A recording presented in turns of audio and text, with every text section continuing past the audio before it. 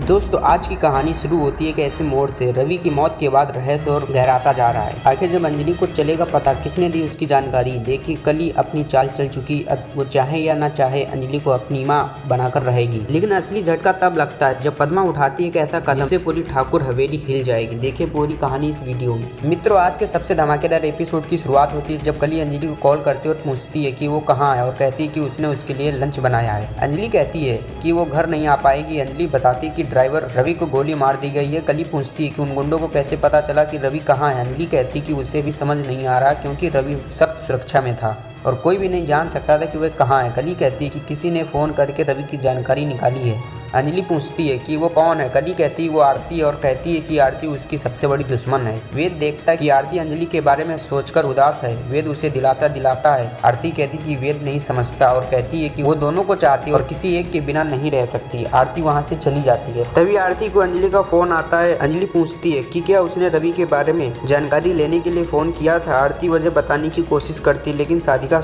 बीच में आ जाती है। साधिका फोन लेकर अंजलि से कहती है कि आरती ही है वो जिसने रवि के बारे में जानकारी ली थी और कहती है कि वो जो चाहे कर सकती है। साधिका कहती है कि अंजलि वही इंसान है जिसे आरती सबसे ज्यादा नफरत करती है क्योंकि वो आरती और वेद को अलग करना चाहती है। अब आता है कहानी में ट्विस्ट। आरती साधिका से पूछती है कि उसने अंजलि से क्या कह दिया। साधिका आरती को रोक देती है और अंजलि से कहती है। साधिका कहती है कि आरती ने कहा था कि गणेश के अलावा उसे कोई भी अवस्थी अपने जीवन में नहीं चाहिए और कॉल काट देती है। साधिका कहती कि अंजलि की नजर में आरती एक शैतान है। आरती चिंतित होती है कि साधिका की बातों के कारण अंजलि उससे गलत समझ लेगी। आरती वेद से ये बात कहती है। वेद उसे दिलासा देता है कि माँ कभी अपने बच्चों को गलत नहीं समझाती। उधर अंजलि घर लौटती है।